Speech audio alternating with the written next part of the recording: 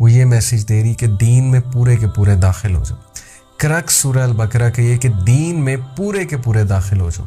دین کو مذاق مت سمجھو, اللہ کو مذاق مت سمجھو, رسول کو مذاق مت سمجھو. اپنے آپ کو جھنجھوڑو, ویک اپ کال دو, آنکھیں کھولو. دنیا میں تم کیا کرنے آئے تھے وہ کرنے والے بنو, بجائے کہ یہ کہ انہی شغل میلوں میں لگ جاؤ جن شغل میلوں میں پرانے قومیں لگی اور دیکھیں کہ کتنا انہوں نے اپنا نقصان کیا.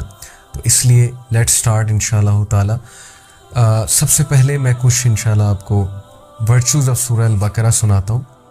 یہ جو کتاب میں یوز کر رہا ہوں تفسیر کی, تفسیر ابن کثیر, انگلش کا ورژن ہے, اردو کا بھی ہے, آپ اردو بھی پڑھ سکتے ہیں. بٹ جیسا کہ بیک گراؤنڈ جاننا ایک سورہ کا بہت ضروری ہے, اور ہر سورہ کی ایک ٹون ہے. اللہ سبحانہ وتعالیٰ نے خاص ٹون میں بات کی ہے ہر سورہ.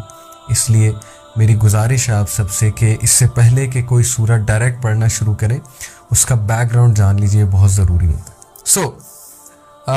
سب سے پہلے میں آپ کو حدیث سناتا ہوں ترمذی کی, اور یہ حسن اور صحیح حدیث ہے.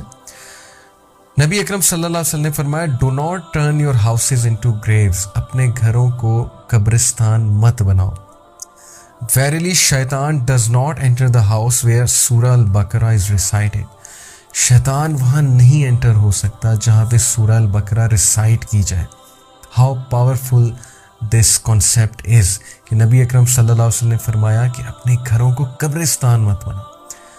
کچھ گھروں میں سونا سونا سا ماحول ہوتا ہے, کچھ گھروں میں محسوس ہوتا ہے کہ بہت نیگیٹو انرجی ہے, لڑائی جھگڑے, ظاہر شیطان بہت ایکٹیو ہوتا ہے نا, ایسی چیزیں ہو رہی ہوتی ہیں اس گھر میں کہ شیاطین کا آنا بہت زیادہ میسر ہو جاتا ہے, بہت آسان ہو جاتا ہے, اور شیطان کے آنے سے نحوست ہوتی ہے, شر پھیلتا ہے, لڑائیاں پھیلتی ہیں. سو نبی اکرم صلی اللہ علیہ وسلم نے کہا کہ اپنے گھروں کو قبرستان مت بناؤ, قبروں جیسا ماحول مت بناؤ کہ سب ڈیڈ ہیں وہاں پہ اور کوئی ایکٹیویٹی نہیں ہو رہی. ایکٹیویٹی ایز ان کہ جسے کہتے ہیں نا زندہ دل, جہاں اللہ کی بات ہو, رسول کی بات ہو. جیسے آپ نے دیکھا ہے کہ ایک باغ ہے وہاں مرجھائے ہوئے پودے ہیں, اور ایک باغ ہے کہ وہاں پر کھلے ہوئے پودے. تو یہی بات ہے کہ اپنے گھروں میں کھلے ہوئے لوگ رکھو, اپنے دلوں کو کھلا ہوا رکھو. کیسے؟ سورہ البقرہ کی تلاوت کر کے. شیطان اس گھر میں داخل نہیں ہوتا جہاں پر سورہ البقرہ کی ریسیٹیشن کی جاتی ہے یا وہاں پہ ریسیٹیشن لگائی جاتی ہے.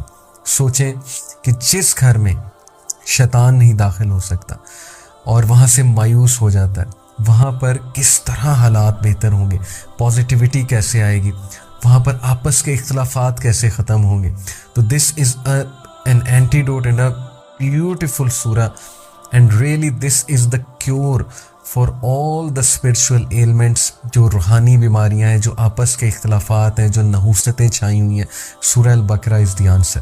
پھر نبی اکرم صلی اللہ علیہ وسلم نے فرمایا, ایک اور حدیث میں آتا ہے, اور یہ حدیث جو ہے یہ الطبرانی کی روایت ہے, ایوری تھنگ ہیز اے ہمپ اور ہائی پیک. جیسے اونٹ کا ایک ہمپ ہوتا ہے نا, اونٹ کی جو ہے وہ ایک پیک ہوتی ہے, تو اللہ کے نبی صلی اللہ علیہ وسلم نے فرمایا کہ ہر چیز کا ایک ہمپ ہوتا ہے, ہر چیز کی ایک پیک ہوتی ہے. اینڈ البقرہ is the high peak of the قرآن. سبحان اللہ, البقرہ is the high peak of قرآن. سورہ البقرہ میں پیک آف قرآن ہے, یعنی سورہ البقرہ, it is the hump of the قرآن. اینڈ whoever recites البقرہ at night in the house, then shaitan will not enter that house for 3 nights.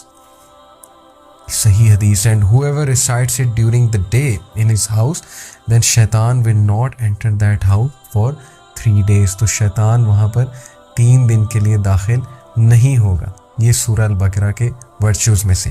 اور پھر ایک اور حدیث میں آتا ہے, یہ جو حدیث ہے جی یہ ہے تحفات الازوازی کی, اور النسائی نے الکبریٰ میں اسے مینشن کیا, اور ابن ماجہ نے بھی مینشن کیا اسے. لرن اور قرآن and recite it. For the example of whoever learns the Quran, recites it and adheres to it, is the example of a bag that is full of musk whose scent fills the air. قرآن پڑھو, قرآن کو سیکھو, قرآن کو یاد کرو, کیونکہ اس شخص کی مثال جو قرآن کو سیکھتا ہے اور جو اس کو ریسائٹ کرتا ہے, اس کی تلاوت کرتا ہے اور اس پہ عمل کرتا ہے, اس انسان کسی, اس بیگ کسی ہے that is full of musk, جو کہ پرفیوم سے اور مسک سے بھرا ہوا ہے. whose scent fills the air, اور جس کی خوشبو ایئر کو فل کر دیتی ہے. سبحان اللہ. سورہ البقرہ جو شخص پڑھتا ہے, انفیکٹ قرآن, یہ قرآن کے بارے میں سارا کا سارا قرآن جو انسان پڑھتا ہے اس کی مثال ایسے ہے, اور عمل کرتا ہے. مین بات ہے عمل کرتا ہے, ریسائٹ کرتا ہے اور سیکھتا ہے. تو ہم یہ سیکھ ہی رہے ہیں نا, سورہ البقرہ کو سیکھنا چاہتے ہیں ہم, because it's going to set us free. یہ ہمیں آزاد کر دے گی انشاءاللہ تعالیٰ. تو جو کوئی یہ کرتا ہے اس کی مثال اس بیگ کسی ہے جس کے اندر پرفیوم ہے, مسک ہے, اور اس وہ بیگ جہاں جہاں جائے گا تو وہ ہوا کو اور ایئر کو فل آف کہنا چاہیے کہ خوشبو سے تر کر دے, full of good smell and full of fragrance کر دے گا. اوکے, ایک اور حدیث میں آتا ہے کہ نبی اکرم صلی اللہ علیہ وسلم نے فرمایا they were the angels, they came close hearing your voice. یہ ایکچولی پورا ایک واقعہ ہے, پورا واقعہ میں آپ کو سناتا ہوں, بہت انٹرسٹنگ واقعہ ہے, ایک بڑا میریکولس واقعہ ہے. ایک صحابی کے ساتھ ہوا. ایک صحابی تھے اسید بن حضیر رضی اللہ تعالیٰ عنہ. While he was reciting Surah Al-Baqarah at night and his horse was tied beside him, the horse was suddenly startled and troubled. سورہ البقرہ پڑھ رہے تھے رات کے ٹائم, اور ان کا جو گھوڑا تھا وہ ساتھ ہی بندھا ہوا تھا. تو گھوڑا ایک دم سے سٹارٹل کرنے لگ گیا, ٹربل کرنے لگ گیا, یعنی ہلنے لگ گیا گھوڑا ایک دم سے. When he stopped reciting, the horse became quiet. اور جب انہوں نے پڑھنا چھوڑا تو گھوڑا خاموش ہو گیا. And when he started again, the horse was startled again. اور جب انہوں نے دوبارہ سٹارٹ کیا تو گھوڑا دوبارہ سے ایک دم جو ہے وہ گھبرانے لگ گیا, سٹارٹل ہونے لگ گیا. So he started reciting again and the horse was startled and troubled once again. Usayd رضی اللہ عنہ said narrating the incident, کہ اسید رضی اللہ عنہ نے نبی کریم صلی اللہ علیہ وسلم کو کہا یہ انسیڈنٹ نیریٹ کرتے ہوئے, I was afraid lest it should trample my son Yahya. مجھے خوف آ رہا تھا کہ گھوڑا ایک دم سے اس طرح کیوں ہکلا رہا ہے, ایک دم سے کیوں ہڑبڑا رہا ہے, کیوں ہل رہا ہے اس طرح سے, کہیں ایسا نہ ہو کہ یہ میرے بیٹے یحییٰ کو ٹرمپل کر دے. I stood near the horse and saw something like a canopy over my head. میں گھوڑے کے قریب کھڑا ہوا اور میں نے دیکھا کہ میرے سر کے اوپر ایک کینپی سی ہے, جیسے ایک ٹینٹ سا ہوتا ہے, اور what seemed to be lamps in it, اور اس کے اندر لیمپس تھے, لائٹ نکل رہی تھی, rising up in the sky till it disappeared, اور یہ رائز ہو رہی تھی آسمانوں میں till it disappeared, کہ یہ وہاں سے پھر ڈسپیئر ہو گئی. The next morning Usayd informed the Prophet صلی اللہ علیہ وسلم of the incident. تو یہ سارا انسیڈنٹ, سارا واقعہ اسید رضی اللہ عنہ نے نبی اکرم صلی اللہ علیہ وسلم کو فرمایا.